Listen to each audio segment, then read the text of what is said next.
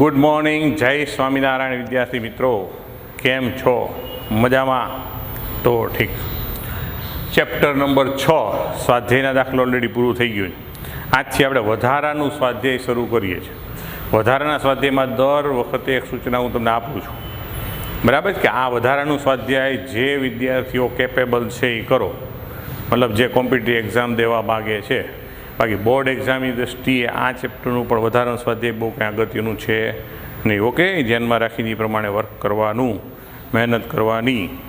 જો વધારાનું સ્વાધ્યાયમાં દાખલા નંબર 6.11 6.10 સુધી સ્વાધ્યાય હતો, હવે 6.11થી વધારાનો સ્વાધ્યાય શરૂ થાય. તો સ્વાધ્યાય 6.4માં લૂપ સ્થિર છે. એટલે 6.4માં આપણે જે લંબચોરસ લૂપ હતો, બરાબર, 8 સેન્ટીમીટર અને 2 સેન્ટીમીટર વાળો યાદ કરો, અંદર જતું ચુંબક્ષેત્ર હતું, ખાલી લૂપ એમ. તો સ્વાધ્યાય 6.4માં લૂપ સ્થિર છે તેમ ધારો, પરંતુ ચુંબક્ષેત્ર ઉત્પન્ન કરનારો જે પ્રવાહ વિદ્યુત ચુંબકને આપવામાં આવે છે તે ધીમે ધીમે ઘટાડવામાં આવે છે. ટૂંકમાં ઇનશોર્ટ ન્યા શું હતું? ચુંબક્ષેત્ર અચળ હતું. અચળ ચુંબક્ષેત્રમાં 8 સેન્ટીમીટર 2 સેન્ટીમીટર લંબચોરસ આપણે પરસ્પર બે દિશામાં લંબગતિ કરાવી યાદ છે.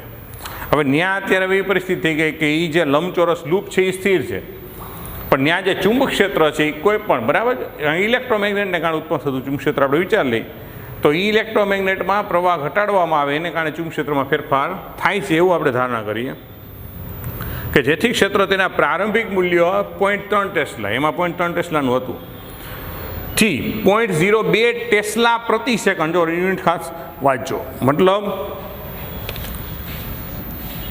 કે અહીંયા પ્રારંભિક ચુંબક્ષેત્ર હતું 0.3 ટેસ્લા થી હવે 0.02 ટેસ્લા પ્રતિ સેકન્ડના દરે ઘટે છે. અને ચુંબક્ષેત્ર પ્રતિ સેકન્ડ એટલે dB/dtની કિંમત સીધું તમને 0.02 ટેસ્લા પ્રતિ સેકન્ડ આપી. જો આ કાપ સાંધી દેવામાં આવે અને લૂપનો અવરોધ 1.6 ઓહમનો હોય તો લૂપ દ્વારા ઉષ્મા રૂપે શક્તિ એટલે પાવરનો કેટલો વ્યય થાય એ શોધવાનું. અને આ પાવરનો સ્ત્રોત શું, બરાબર, પાવરનો સ્ત્રોત આપણે લખવાનો છે અને એનો વ્યય કેટલો થાય. તો અહીંયા પહેલાં સમજો કે અહીં આપણે જાણીએ છીએ કે EMF -dϕ/dt. અહીંયા ચુંબક્ષેત્ર ફેરફાર, ક્ષેત્ર ફેરફાર બહાર લે બહાર ને ખાલી dB/dt લખી શકું, બરાબર. અને હવે પ્રવાહ, કારણ કે પાવર વ્યય ગયો તો પ્રવાહ, તો પ્રવાહ એટલે શું થાય? E/R. તો એની કિંમત મૂકી દો તો -dB/dt/R. તો આમાં કિંમત મૂકીને પહેલાં પ્રવાહ ગોતી લઈ તો ક્ષેત્રફળ આપણે સમજો કે એ રકમ 6.4 કીધો એટલે સમજો ત્યાં લંબાઈ શું હતી? 8 સેન્ટીમીટર હતી. પહોળાઈ શું હતી? 2 સેન્ટીમીટર, બરાબર. તો ક્ષેત્રફળ એટલે પાછું શું થાય? લંબાઈ ગુણ્યા પહોળાઈ, આ dB/dt/R. તો લંબાઈ છે 8 સેન્ટીમીટર એટલે -2, પહોળાઈ 2 સેન્ટીમીટર એટલે -2. ચુંબક્ષેત્રમાં સમય સાથે ફેરફાર જ 0.02, પણ એ ઘટે છે એટલે આને ખરેખર સંજ્ઞા મુજબ માઇનસ લખાય, બરાબર. 0.02ના દરે ઘટે છે એટલે માઇનસ લખો, એટલે માઇનસ માઇનસ અહીં શું થઈ જશે? પ્લસ. એટલે આ dB/dtની કિંમત જ મૂકી દીધી. એટલે આર જે તમને આપ્યું રકમમાં 1.6 એટલે માઇનસ માઇનસ પ્લસ 8 દુ 16, 16 દુ 32, 2 એટલા ગણ, અને -2 ગણો તો -2 એટલે 10⁻⁻6 અને આ 1.6. હવે તમે આનું પોઈન્ટ કાઢી નાખો, વિચારો -1 ઉપર જાય +1 એટલે -5 થઈ ગયું, 16 દુ 32 એટલે 2 × 10⁻⁵ એમ્પિયર. આ આપણો શું થઈ ગયો? પ્રવાહ. ક્લિયર? E=dϕ/dt. ફ્લક્સ એટલે ચુંબક્ષેત્ર લંબ એટલે AB આવે, એ અચળ એટલે 12 dB/dt. પ્રવાહ એટલે E/R. એની કિંમત મૂકી દીધી EMFની. ક્ષેત્રફળ એટલે લંબાઈ ગુણ્યા પહોળાઈ, એમાં બધી કિંમત મૂકીને આપણે પ્રવાહ ગોતી લીધો. હવે પાવર V ગોતવાનો. તો હવે પાવર P એટલે I²R, મતલબ 2 × 10⁻⁵ અને R કેટલું છે? 1.6. તો 2/4 10⁻10 ×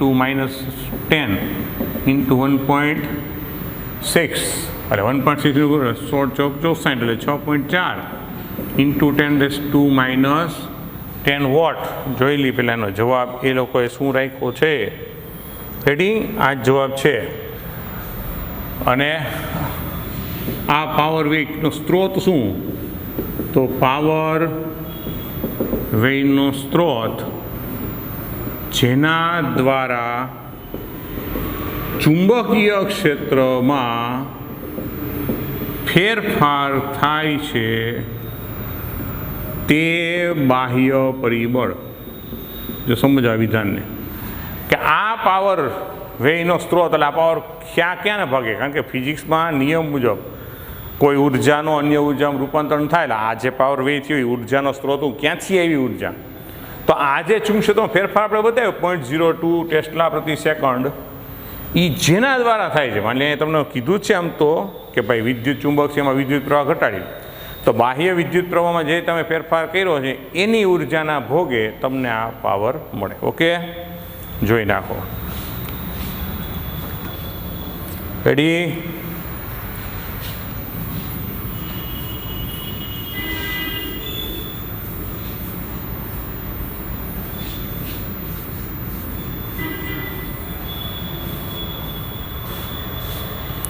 જો ત્યાર પછી છે 6.12, ધન ઝેડ દિશામાં ચુંબકક્ષેત્ર ધરાવતા વિસ્તારમાં 12 સેન્ટીમીટરની બાજુવાળો એક ચોરસ ગાળો કે જેની બાજુઓ XY અક્ષને સમાંતર છે. સમજો ચુંબકક્ષેત્ર ક્યાં? ઝેડ દિશામાં. જો આપણે ચિત્ર દોરી તો આવી પરિસ્થિતિ છે. ચુંબકીય ક્ષેત્ર અહીંયા ઝેડ દિશામાં આ બાજુ છે, તમારો ચોરસ ગાળો XY સમતલમાં છે. સમજો, બરાબર છે? એટલે આ ચુંબકક્ષેત્ર આમ છે, એટલે આમ જુઓ ને તો તમારી ગાળા માટે ચુંબકક્ષેત્ર આમ બહાર આવે એવું ગણાય. આવું એ સમાન નથી. આગળ સરસ વાંચો, આ ખાલી દિશા તમને સમજાવી. તો ધન ઝેડ દિશામાં ચુંબકક્ષેત્ર ધરાવતા વિસ્તારમાં 12 સેન્ટીમીટરની બાજુવાળો એક ચોરસ ગાળો કે જેની બાજુ XY અક્ષને સમાંતર છે તેને ધન ઝેડ દિશામાં 8 સેન્ટીમીટર પ્રતિ સેકન્ડ ના વેગથી ખસેડવામાં આવે છે. આ ક્ષેત્ર અવકાશમાં એક સમાન નથી. આખા વિસ્તારમાં ક્ષેત્ર એક સમાન નથી કે સમય સાથે અચળ નથી. મતલબ એક્સ સાથે બદલાય અને સમય સાથે બદલાય છે. અંતર અને સમય બે સાથે બદલાય છે. તેમાં ઋણ ઝેડ દિશા સાથે 10⁻³ ટેસ્લા પ્રતિ સેન્ટીમીટરનું પ્રચલન. એટલે કે ઋણ દિશામાં તમે જાઓ એમ dB/dx અંતર સાથેનું જે -3 ટેસ્લા પ્રતિ સેકન્ડ, બરાબર છે? 10⁻³ ટેસ્લા પ્રતિ સેન્ટીમીટરનું પ્રચલન. એટલે કે ઋણ દિશામાં ગતિ કરીએ તો 10⁻³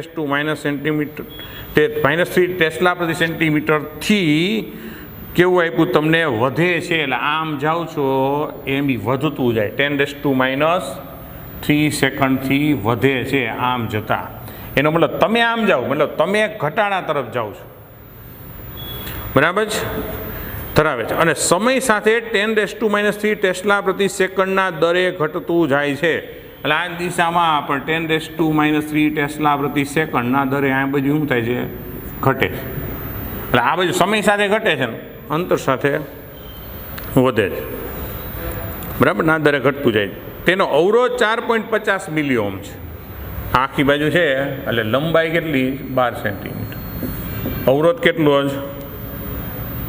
બરાબર, 4.50 મિલી ઓહ્મ, બરાબર? તો પ્રેરિત પ્રવાહની દિશા અને મૂલ્ય નક્કી કરો. એટલે આઈનું મૂલ્ય અને એની દિશા આપણે નક્કી કરવાની છે. ક્લિયર થઈ? જો દિશા માટે તો મિત્રો સિમ્પલ થાય આમ કે આમ તમે જામ ચૂકશે તો શું છે? આ વધે. એનો મતલબ તમે અંતર સાથે આમ ઘટાડા તરફ જાઓ. તો ઘટાડાનો વિરોધ કરો એટલે શું? કે આ જ દિશામાં વધારો. તો આ દિશામાં લૂપમાં વધે ક્યારે? આમ પ્રવાહ જાય વિષમ ગણીમાં તો જ વધે ને. દિશા તો સિમ્પલી તમને ખબર પડી જાય. પણ મૂલ્ય ગોતવું એ અગત્યનું. મૂલ્ય ગોતવામાં EMF આપનાર એટલે આર તો તમને આપી દીધું. આનો ફ્લક્સનો ફેરફાર નક્કી કરવું. પણ ફ્લક્સમાં ફેરફાર બે રીતે થાય. બે પ્રકારની EMF ગણવા પડે, dB/dx અને dB/dt. કારણ કે સમય સાથે ફેરફાર થાય. આ જે શું છે? dB/dt, બરાબર? આ ચિત્ર તમારે દોરવાનું નથી. ક્લિયર સમજો? એટલે આ જે મૂલ્ય છે એ લખી જ નાખું છું. એટલે dB/dt આપ્યું છે 10⁻³ ટેસ્લા પ્રતિ સેકન્ડ. અને dB/dx આપ્યું એ પણ 10⁻³ ટેસ્લા પ્રતિ સેન્ટીમીટર. રેડી? તો અહીં સમજો કે અહીં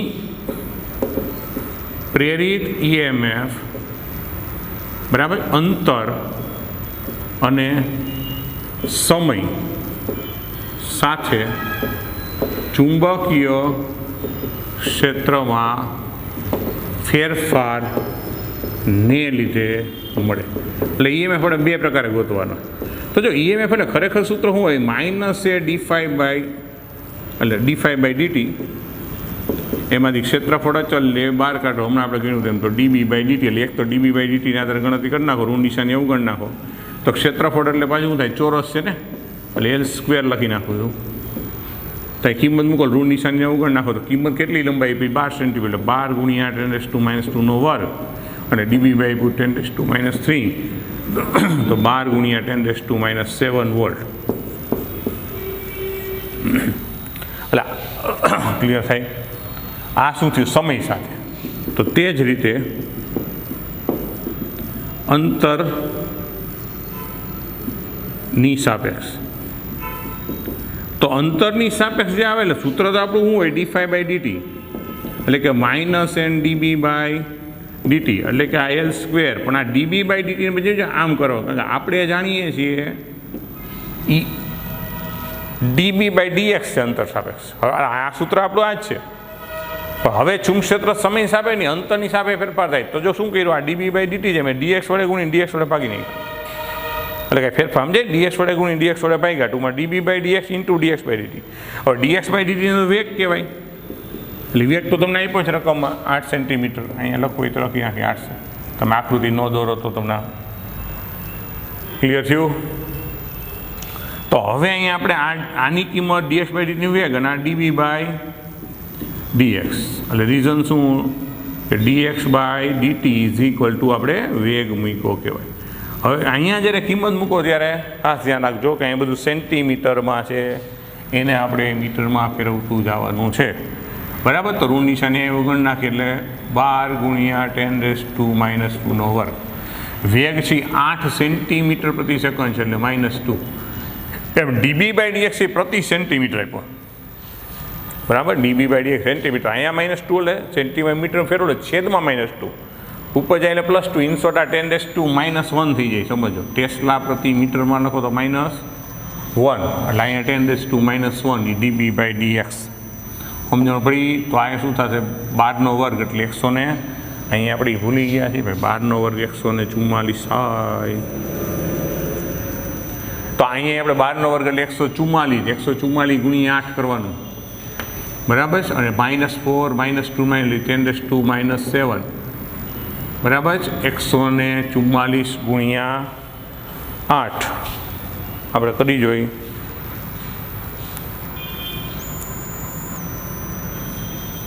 એટલે 144 × 8 એટલે 1152 10⁻7 volt.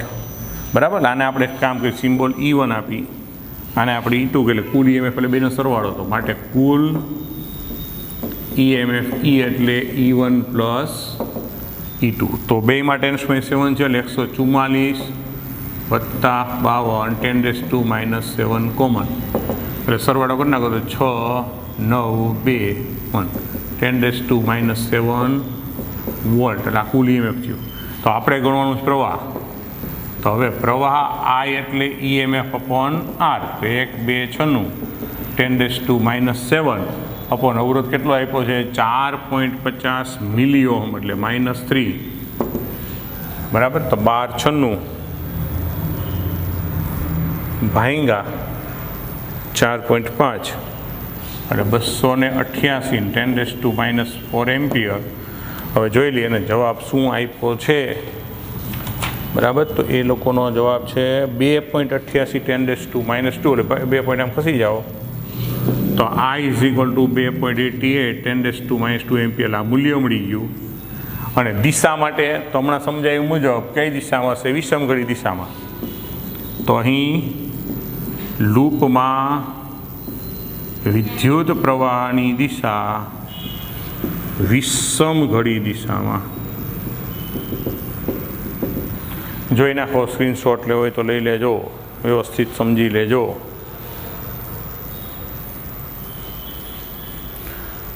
Ready? Okay.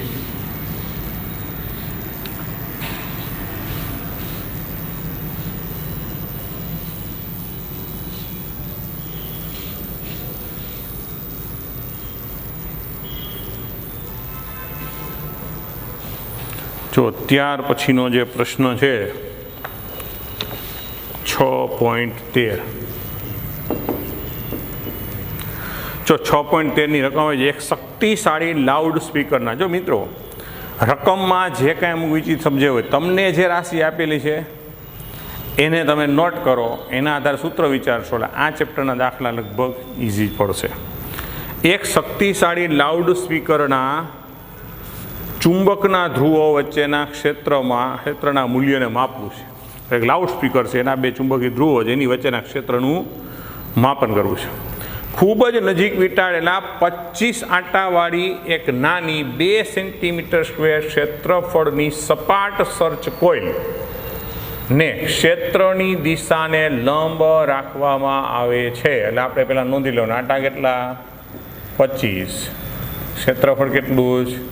2 centimetre square, બરાબર. અને એને ચુંબક્ષેત્રને લંબ એટલે θ0, બરાબર. સર્ચ કોઇલને ક્ષેત્રની દિશાને લંબ રાખવામાં આવે અને તે પછી ક્ષેત્રના વિસ્તારમાંથી ઝડપથી ખેંચી લેવામાં આવે, અથવા તો સમતુલ્ય રીતે આ સમતલને ક્ષેત્રની દિશાને સમાંતર લાવવા માટે, લંબ છે એમાંથી એને સમાંતર લાવવા માટે કોઈ તેને ઝડપી 90°નું ભ્રમણ આપે. ઇન શોર્ટ કે પ્રારંભમાં એ ક્ષેત્રને લંબ છે એટલે ફ્લક્સ સંકળાશે, કારણ કે θ0 cos01, અને પછી ઝડપથી કા બહાર લઈ લ્યો છો, અથવા તો 90° ભ્રમણ સમાંતર થઈએ, સમાંતર એટલે 90 cos90 0. ટૂંકમાં અંતિમ ફ્લક્સ 0 છે. પ્રારંભમાં ક્ષેત્ર લંબ છે ત્યારે મહત્તમ ફ્લક્સ છે અને અંતિમ ફ્લક્સ શું થઈ જાય? 0. ટૂંકમાં એ પરિસ્થિતિ. આ ગૂંચળામાં વહેતો કુલ વિદ્યુત ભાર, બરાબર, ગૂંચળા સાથે જોડેલ બેલેસ્ટિક કિલોમીટર દ્વારા માપી શકાય કુલ વિદ્યુત ભાર, એટલે એને આપણે ડેલ્ટા ક્યુ કહી દઈએ તો 7.5 મિલી કુલમ. આ ગૂંચળાની કિલોમીટરનો સંયુક્ત અવરોધ 0.50 ઓહ્મ. તો ચુંબકની પ્રબળતાનું માપ એટલે બી કે આપણે ગોતવાનું છે, ચુંબકી પ્રબળતા માપી છે. અને જો વિદ્યુત ભાર આપ્યો એટલે સ્વાભાવિક છે કે આપણા મગજમાં પ્રશ્નો શું થવો જોઈએ કે વિદ્યુત ભારવાળું સૂત્ર. તો સમજો, અહીંયા પ્રેરિત વિદ્યુત ભારનું સૂત્ર આપણે ભણ્યા છીએ. તો પ્રેરિત વિદ્યુત ભાર delta Q is equal to delta phi upon R. Delta phi અંતિમ ફ્લક્સ માઇનસ પ્રારંભિક ફ્લક્સ અપોન આર. હવે આમાં કિંમત મૂકો તો અંતિમ ફ્લક્સ કેવું થશે કે એને બી, કારણ કે પ્રારંભિક અંતિમ તો ખેંચી લેવો છે એટલે 0, આ 0. પ્રારંભિક ફ્લક્સ કેટલું થશે? એને બી, બરાબર છે. અને આખા છેદમાં આર છે. ઇન શોર્ટ આપણને એને બી અપોન આર મળે, delta Q is equal two. અને તો પછી આપણે બી ગોતવું હોય તો શું થાય? ડેલ્ટા ક્યુ આર અપોન એને. તો ડેલ્ટા ક્યુ એટલે પ્રેરિત વિદ્યુત ભાર કેટલો હોય? 7.5 મિલી. ઋણ નિશાની એવું ગણ નાખ્યું, ઋણ નિશાની અવગણતા. તો 10⁻³ આવશે મિલી કુલમ. એટલે આર આપ્યો 0.5, 50 એટલે 0.5. આટન સંખ્યા આપ્યું 25 અને આપ્યું 2 × 10⁻⁴ થશે, કારણ સેન્ટીમીટર સ્ક્વેર છે. આપી દો સાદરું, બરાબર. તો 75 × 0.5, 7.5 × 0.5 અને છેદમાં 50 થઈ ગયા ને, એટલે 7.5 × 0.5 ડિવાઇડેડ બાય 50 એટલે 0.075 અને 10⁻² એટલે 0.75 ટેસ્લા આવે. હવે એનો જવાબ જોઈ નાખી તો એને શું આપ્યું છે, બરાબર. 0.75 ટેસ્લા. રેડી? જોઈ નાખો, સ્ક્રીનશોટ લઈ લ્યો, બરાબર. રેડી?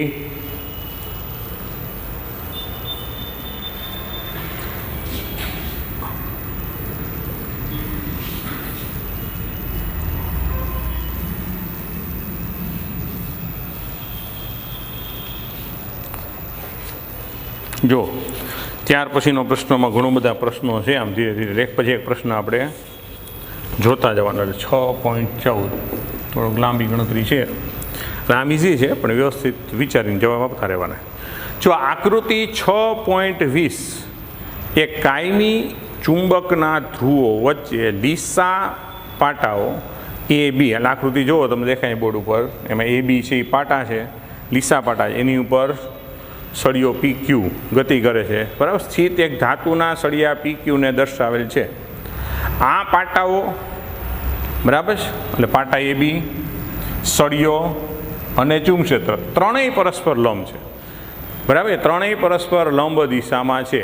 1 કિલોમીટર જીને કળ કે દ્વારા પાટા સાથે જોડેલ છે, એ પણ આકૃતિમાં તમને દેખાય.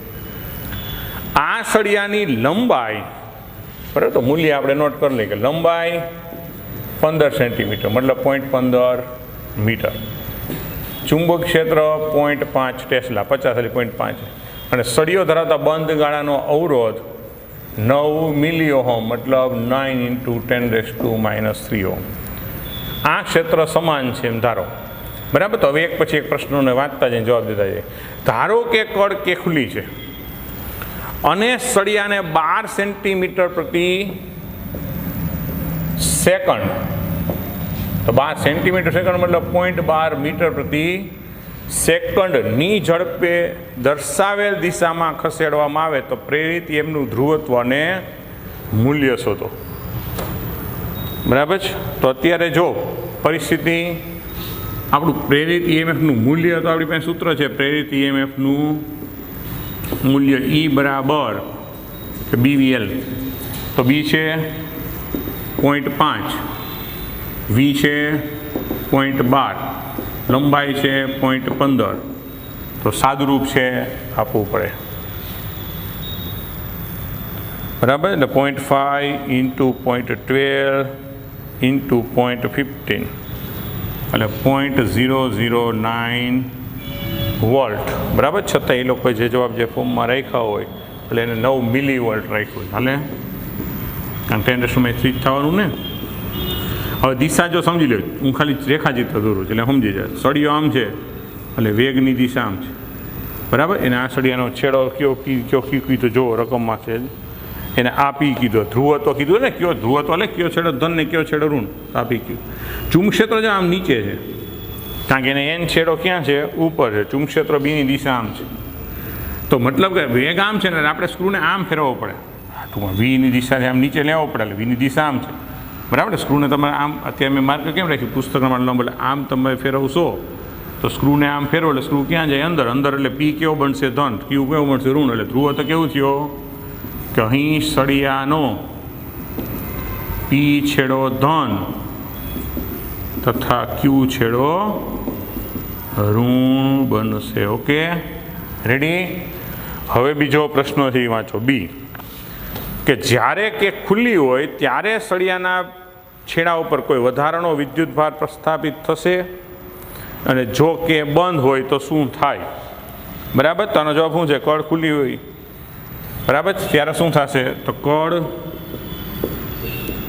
ખુલ્લી હોય ત્યારે સળિયાની ગતિને લીધે, આપણે કીધું માધનના ઋણ એટલે વધારાનો વિદ્યુતભાર પ્રસ્થાપિત થશે. સળિયાની ગતિને લીધે સળિયા પર વધારાનો, સળિયાના તો છેડા પર, સળિયાના છેડા પર વધારાનો વિદ્યુતભાર પ્રસ્થાપિત થશે. કળ બંધ થતાં વિદ્યુત પ્રવાહ તેને સંતુલિત કરશે, એટલે તેને સંતુલિત કરશે, એટલે ન્યુટ્રલ કરી નાખે. પછી કોઈ વધારાનો છેડા ઉપર હશે નહીં, સંતુલિત કરશે. એટલે બીજો જવાબ કે કળ કે ખુલ્લી હશે ત્યારે વધારાનો વિદ્યુત પ્રસ્થાપિત થશે, ક્યાં, છેડા ઉપર, અને પછી કળ બંધ એટલે પ્રવાહ ચાલુ થઈ જાય, પછી કોઈ જગ્યાએ વિદ્યુત ભાર સંગ્રહિત થઈ ગણાય નહીં, એટલે એને સંતુલિત કરશે એવું કહી શકાય. સી, ત્રીજો પ્રશ્ન જે છે એમાં કે ખુલ્લી હોય ત્યારે સળિયો સમાન રીતે ગતિ કરે અને સળિયાની ગતિને કારણે ઇલેક્ટ્રોન ચુંબકીય બળ અનુભવતા હોવા છતાં સળિયા PQના ઇલેક્ટ્રોન પર કોઈ ચોખ્ખું બળ નથી, સમજાવો. કાં સમજો કે સળિયો જ્યારે ગતિ કરે, કે સળિયો ગતિ કરશે ત્યારે તેના ત્યારે તેમાં રહેલા ઇલેક્ટ્રોન પર F બરાબર ILB ચુંબકીય બળ વેગની વિરુદ્ધ લાગશે. એટલે ILB બળ ચુંબકીય બળ લાગશે, બસ સળિયા ઉપર વિરુદ્ધ છે. ટૂંકમાં ચુંબકીય બળ અનુભવશે. ચુંબકીય ક્યુ સૂત્ર ઇલેક્ટ્રોન સોરી EV × B ચુંબકીય બળ અનુભવશે, પરંતુ સળિયાના છેડા પર ના વીજભાર ને લીધે FM ચુંબકીય બળ, આ ઇલેક્ટ્રિક બળ કેટલું EE વિદ્યુત બળ પણ વિરુદ્ધ દિશામાં અનુભવે, માટે પરિણામી બળ શૂન્ય થાય. સમજો કે ભાઈ જ્યારે ઇલેક્ટ્રોન સળિયો ગતિ કરતો હશે ત્યારે એમાં રહેલા ઇલેક્ટ્રોન છે એ વિદ્યુત બળ અનુભવશે, એને કારણે ઇલેક્ટ્રોન ક્યુ પાસે આવ્યા છે. પણ સાથે સાથે ધન, કારણ કે જો એને કારણે ચુંબકીય બળ લગવાની ક્યાં અહીંયા આવ્યા, ક્યુ પર જમા થયા, પણ સામે ધન જે છે ઇલેક્ટ્રોનને ખેંચતો તો હોય એ વિદ્યુત બળ શું કહેવાય ક્યુ. એ કઈ દિશામાં? આ દિશામાં. એટલે ચુંબકીય બળ ક્યુ તરફ ઇલેક્ટ્રોન ઉપર, વિદ્યુત બળ પી તરફ, એ બંને સમાન ને વિરુદ્ધ દિશામાં. એટલે પરિણામી બળ શું હોય?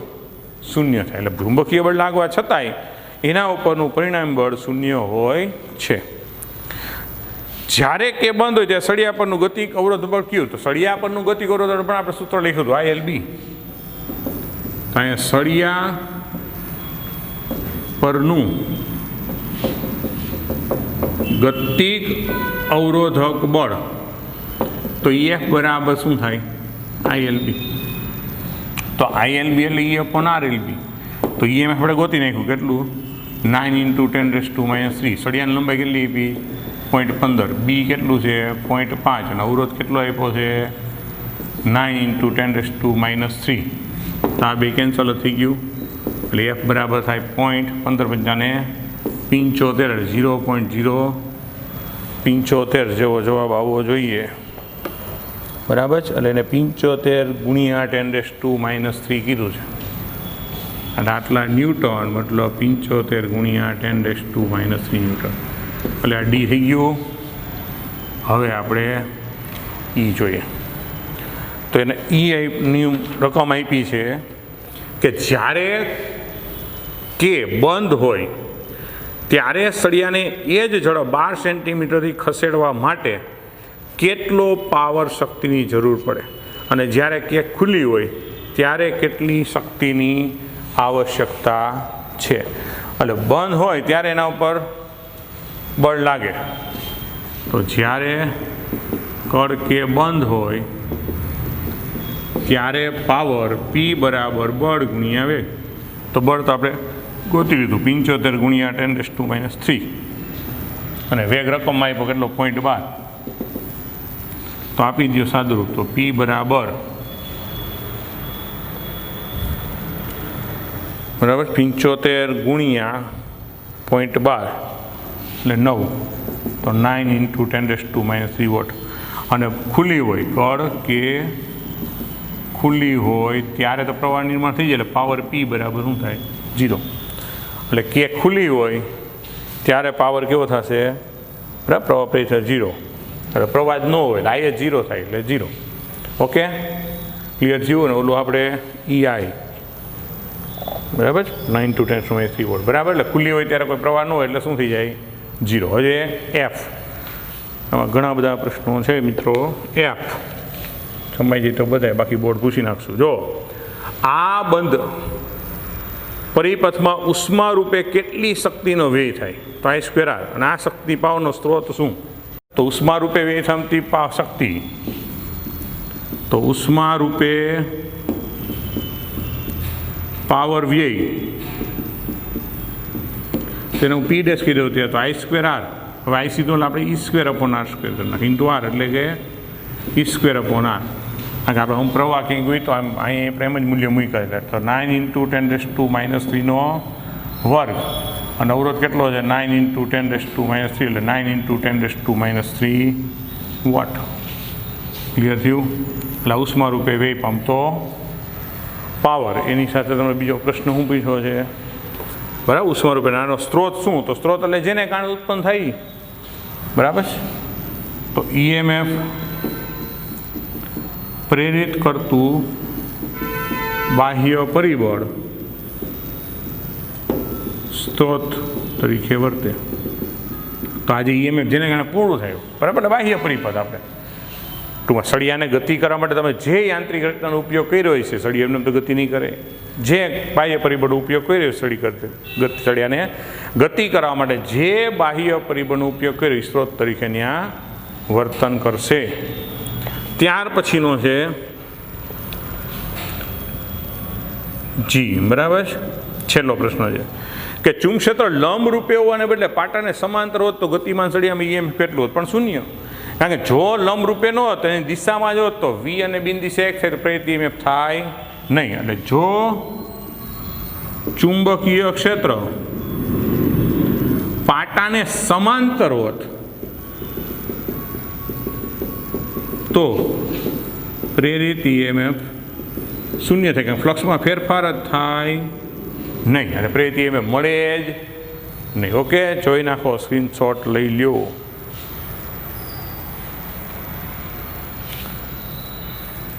રેડી?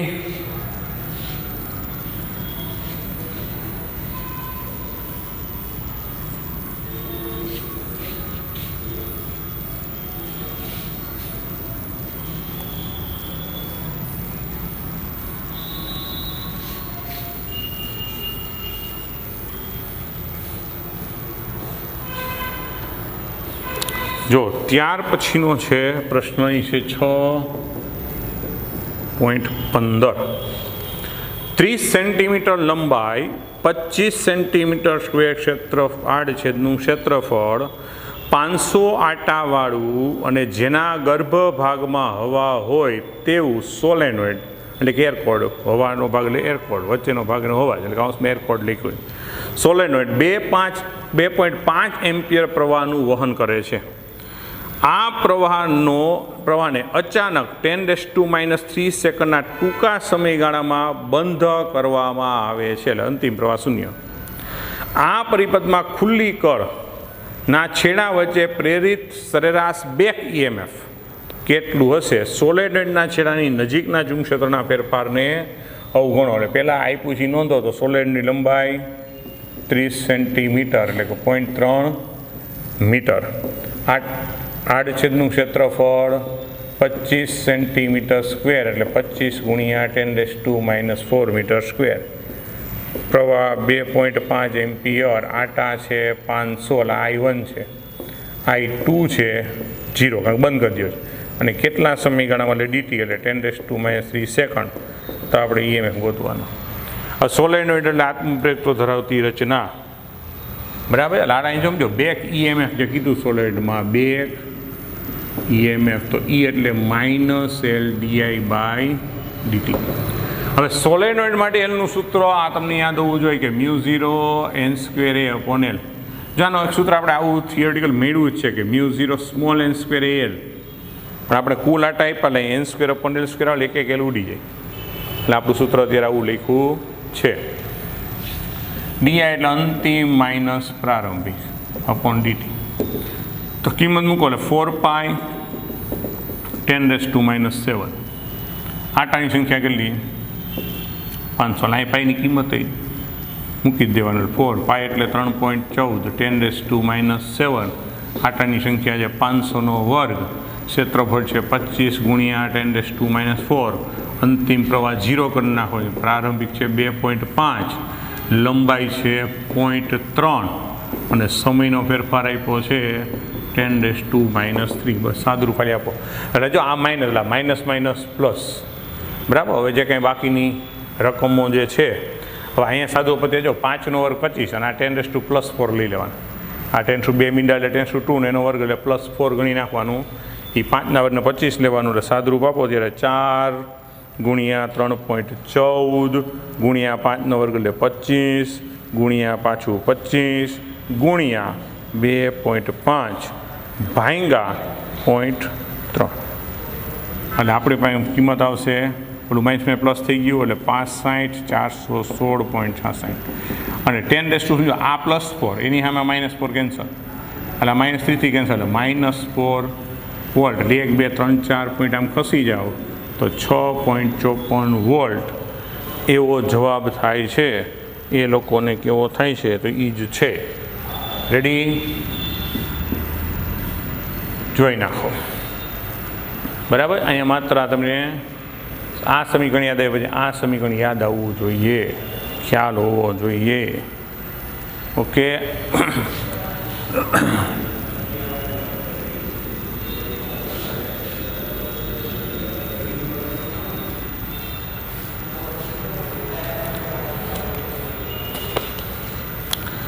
ત્યાર પછી છે 6.16.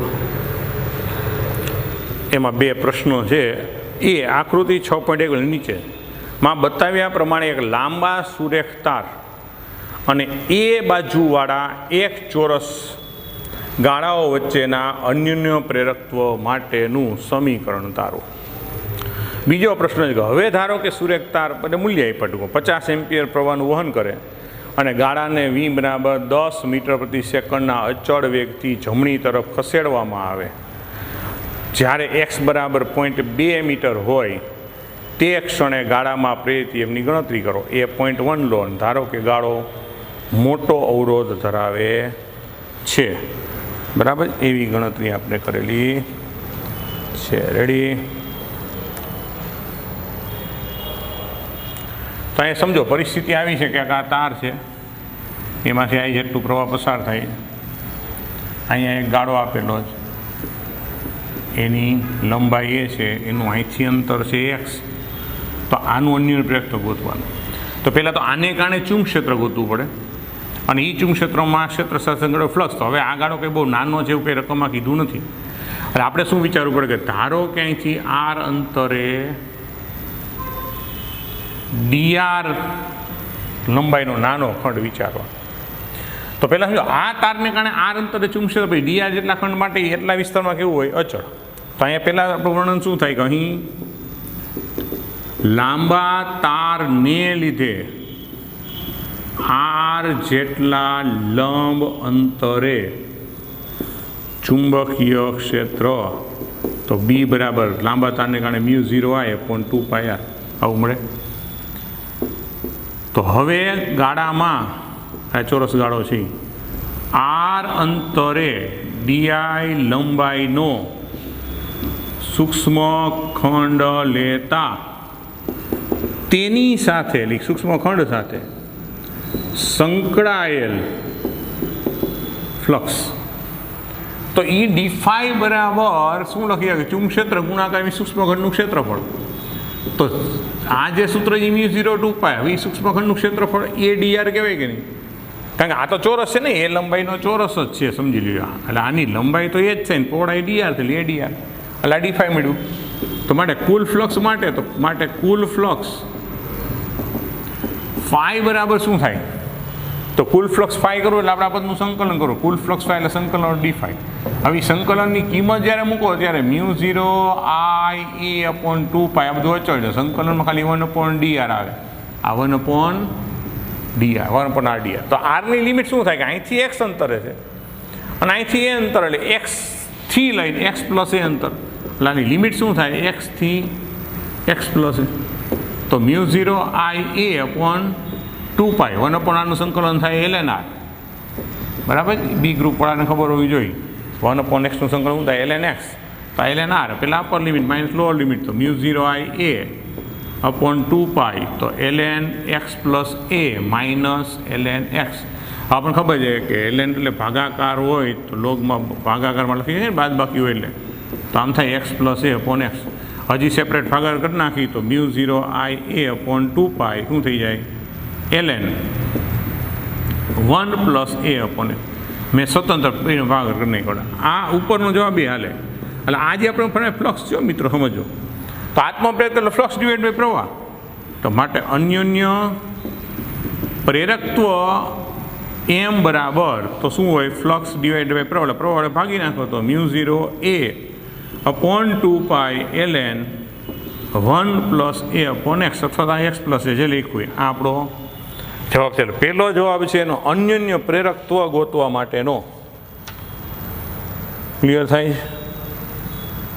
એ આપણા માટે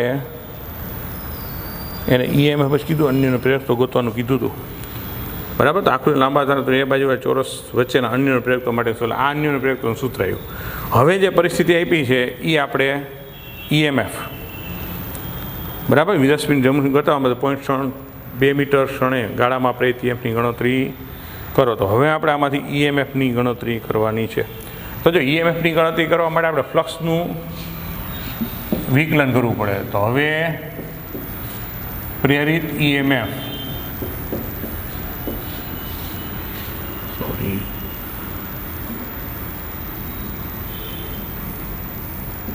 તો પ્રેરિત EMF E એટલે -dϕ/dt. તો -dϕ/dt એટલે આ ફ્લક્સનું સમીકરણ, આનું વિકલન કરવું પડે ટી સાપે. તો જો પેલું જે કાંઈ અચળ છે આપણે એમનું રાખી દે, μ0 I a/2π. આ તો અચળ પદ જ છે.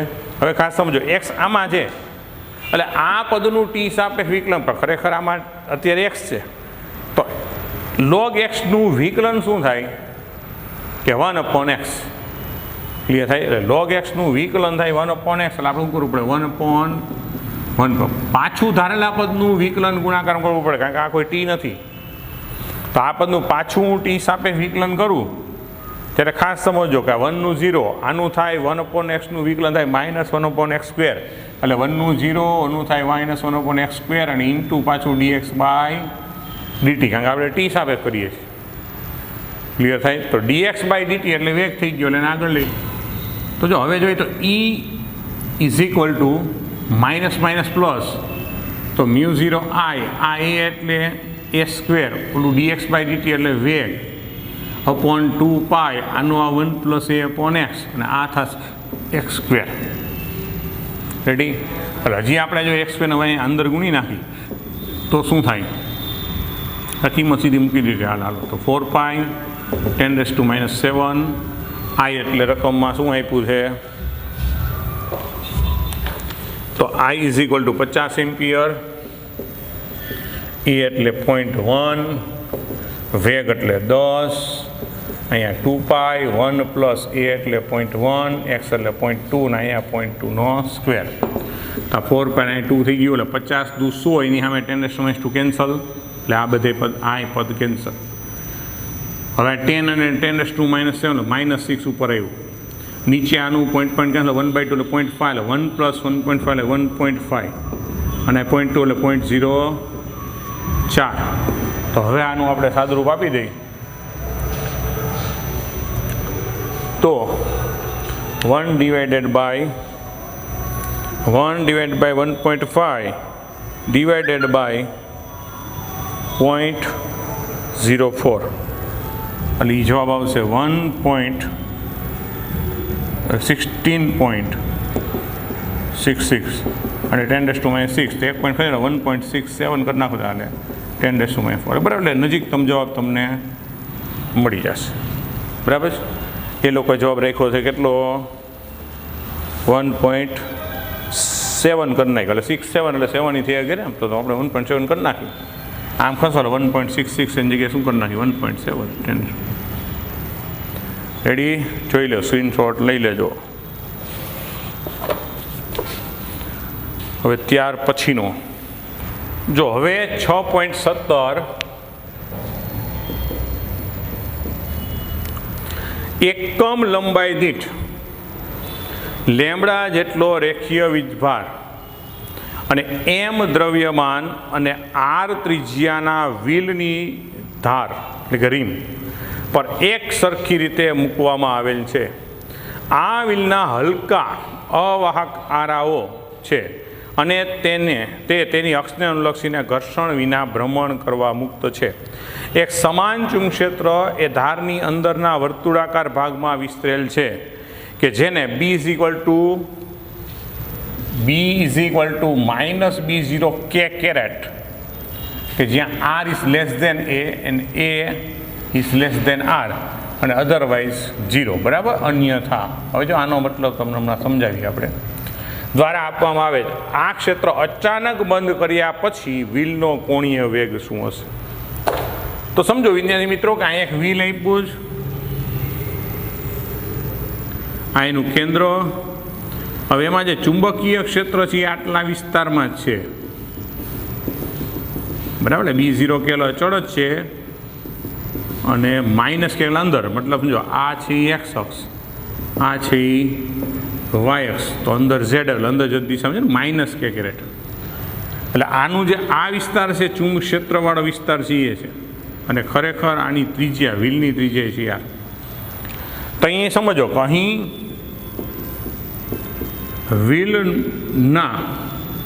વ્હીલ સાથે સંકળાયેલ ફ્લક્સનું ક્ષેત્રફળ, નો ડાઉટ કે વ્હીલ પોતે તો આ ત્રિજ્યાનું, પણ ચુંબક ક્ષેત્રમાં તો એ વિભાગમાં લે, એની સાથે સંકળાયેલા ફ્લક્સનું ક્ષેત્રફળ એ શું ગણાશે? ખાલી π². અને એમાં ચુંબક ક્ષેત્ર બરાબર ક્ષેત્રફળને લંબને અચળ છે, તો માટે ફ્લક્સ ફાઈ બરાબર શું લખાય? AB એટલે π²b. તો માટે EMF જ્યારે લખશું ફેરફાર, તો -dφ/dt. તો આનું વિકલન કરો π²dB/dt, π² અચળ dB/dt. આને આપણે સમીકરણ 1 કહી દઈએ. હવે આ ચુંબક ક્ષેત્ર ફેરફારને કારણે EMF ઉત્પન્ન થાય. તો અહીં ચુંબકીય ક્ષેત્રનો ફેરફાર વધારાનું EMF ઉત્પન્ન કરે, બરાબર છે. તો હવે વિદ્યુત ભાર Q, જેની ઉપર લેમડા જેટલા રેખીય વીજભાર ઘનતાના સ્વરૂપમાં આપણે Q વીજભાર છે, તો વિદ્યુત ભાર Q ને એક ભ્રમણ માટે કરવું પડતું કાર્ય, બરાબર, વધારાનું EMF નહીં, વિદ્યુત ક્ષેત્ર EMF, બરાબર, વિદ્યુત EMF માટે સ્મોલ c સિમ્બોલ વાપરવાનું. તો ચુંબક ક્ષેત્રનો ફેરફાર વધારાનું EMF વિદ્યુત ક્ષેત્ર E ઉત્પન્ન કરે. વિદ્યુત ભાર Q જાય છે એક ભ્રમણ પૂરું કરે, એના માટે કરવું પડતું કાર્ય W બરાબર શું થાય? બળ ગુણ્યા સ્થાનાંતર. તો બળ એટલે વિદ્યુત ક્ષેત્ર E ઉત્પન્ન થતું હોય QE થાય, અને સ્થાનાંતર એક ભ્રમણમાં કેટલું લખાય? 2πr, કારણ કોણીય આખું વિચારું, એટલે અંતર જ આમ જુઓ તો સ્થાનાંતર 2πr. તો આને Q વડે ભાગી નાખું તો W/Q એની વ્યાખ્યા મુજબ EMF જ કેવું પડે ને.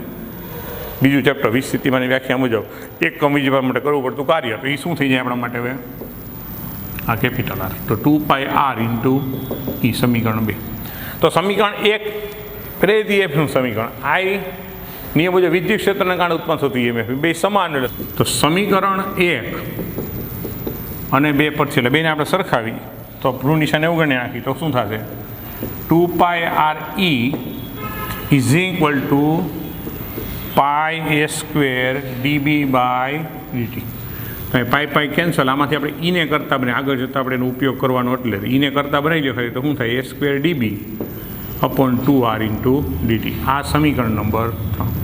હવે સમજો કે રિંગ જ્યારે ભ્રમણ કરે આ વિદ્યુત ક્ષેત્રના સંદર્ભમાં, ત્યારે આના ભ્રમણ માટે ટોર્ક લાગે, બરાબર છે. તો અહીંયા જે ભ્રમણ જ્યારે થતું હોય, રિંગ ભ્રમણ કરે ત્યારે એના વીજભારને કારણે જે વિદ્યુત ક્ષેત્ર મળે રિંગના પરિઘની દિશામાં મળે, અને એને કારણે ટોર્કનો આઘાત આપણે કેમ લખવું પડશે? તો અહીં રિંગના ભ્રમણને લીધે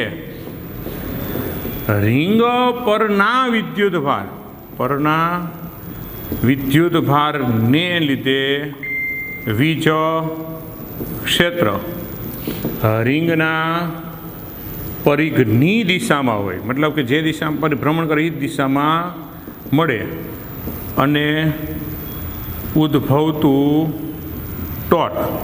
તો ટોર્ક બરાબર શું હોય? બળ ગુણ્યા સ્થાનાંતર ગુણાકારમાં, બરાબર. તો બળ ગુણ્યા સ્થાનાંતર ટોર્ક માટે મળે. તો બળ એટલે શું થાય? QE, એ વિદ્યુત ક્ષેત્રના જેટલું જ હોય, અને ગુણાકારમાં સ્થાનાંતર. જો અહીંયા R થાય, કારણ કે આ જે વિદ્યુત ક્ષેત્ર કારણે એની ત્રિજ્યા ખાલી લેવાની હોય, એટલે 2πr નહીં, બરાબર. ઓલું તો કોણીય સ્થાનાંતરના સંદર્ભ હતું. અહીંયા શું થશે?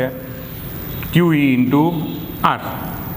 તો આટલું એનું ટોર્ક લાગે. ટૂંકમાં અહીંયા જે બળ લાગે વિદ્યુત ક્ષેત્રને કારણે એનું કેન્દ્રથી અંતર કેટલું? R, અને બળ F, તો F × R આપણે જે 11મા ધોરણમાં લખતા હતા F R cross F A સૂત્રો છે બરાબર. તો માટે ટોર્કનો આઘાત બરાબર શું હોય કે ભાઈ કોણીય વેગમાન અથવા કોણીય વેગમાનનો ફેરફાર જે લખો કોણીય વેગમાનનો ફેરફાર. તો ટોર્કનો આઘાત એટલે ટોર્ક ગુણ્યા સમય. તો ટોર્ક શું છે QR ઇન્ટુ ડીટી. એની સામે કોણીય વેગમાનનો ફેરફાર એટલે શું લખાય I ઓમેગા. કારણ કે પ્રારંભમાં તો 0 જ હોય, પછી ભ્રમણ ચાલુ કર્યું હોય, એટલે સોરી ભ્રમણ ચાલુ તમે બંધ કરશો ચૂમશે તો અંતે તો ઊભું રહી જવાનું. તો પ્રારંભિક તો કોણીય વેગમાન 0, અંતિમ કોણીય વેગમાન શું પ્રારંભિક આપણા માટે I ઓમેગા છે. તો આવું આપણે પદ મળે. ક્લિયર થાય. હવે આ પદમાં ઈની કિંમત અહીંથી મૂકી દો અને ઓમેગાને કરતા બનાવવાની. આ mr² થશે બરાબર. કે રિંગ માટે આઈનું સૂત્ર શું હોય જડત્વની ચાકમાં તો mr². એટલે સમજો ક્યુ આ r dt એમનેમ, આ QR dt એમનેમ. અહીંયા ઈની કિંમત મૂકો તો ઈની કિંમત શું છે s² dB upon 2r into dt. અને ઇઝ ઇક્વલ ટુ અહીંયા થશે mr² ઇન્ટુ ઓમેગા. એની કિંમત મૂકી તો જે સમાન હોય તો એ કેન્સલ થશે. કેન્સલ તો એક r કેન્સલ, dt કેન્સલ. તો અહીંયા સમજો અહીંયા ઓમેગાને કરતાં બનાવો એટલે q a². હવે ડીબીની જગ્યાએ જો કે અંતે તો અમુક વિસ્તારમાં 0, જે વિસ્તારમાં છે એ અચળ છે એટલે ડીબીના ફેરફારથી ખાલી આપણે બીને લઈ શકીએ અપોન 2r ઇન્ટુ એમ એટલે m 2mr. આ એમ છેદમાં આવશે અને અહીં એક r કેન્સલ થયો. r તો છે જ, એક r અહીંયા આપણે કેન્સલ કર્યો. આની r કેન્સલ કરવાની જગ્યાએ આપણે અહીં r કેન્સલ કરીએ તો r² એમનો રહે ને, તો r² થશે. તો ઇન શોર્ટ આપણી પાસે આનું સમીકરણ મળ્યું કે ભાઈ કોણીય વેગ આટલો થાય. હવે આમાંની કિંમત મૂકી દઈએ બીની B0 કે છે જ બરાબર. તો અહીં ઓમેગા ઇઝ ઇક્વલ ટુ હવે આપણે ક્યુની કિંમત ક્યુ આપણે જાણતા નથી તો આપણે ક્યુ એટલે લેમડા જાણીએ. તો હવે ક્યુ એટલે કુલ વીજભાર. તો કુલ વીજભાર કેમ લખાશે 2πr લેમડા. અને બીની જગ્યાએ શું લખશું કે B0 મૂલ્ય જ મૂકીએ. દિશા તો આપણે ઋણ z દિશામાં છે તો આ બે કિંમત પધરાવી દો તો ક્યુની જગ્યાએ લખાશે 2πr લેમડા a². અહીંયા હું B0 કરી નાખું છું સમજો. અને આ 2m r². એક r કેન્સલ, 2 કેન્સલ. તો શું આવશે pi lambda a² B0 upon mr. આપણો ફાઇનલ જવાબ. અને દિશા ક્યાં છે તો ઓમેગાની દિશા ઋણ z દિશામાં મળે. રેડી જોઈ નાખો. અને આજનો આપણો લેક્ચર અહીંયા પૂરો કરીએ. 6થું ચેપ્ટર એ પૂરું થયું. નેક્સ્ટ લેક્ચરમાં ચેપ્ટર નંબર 7 શરૂ કરીશું. બધાને જય સ્વામિનારાયણ.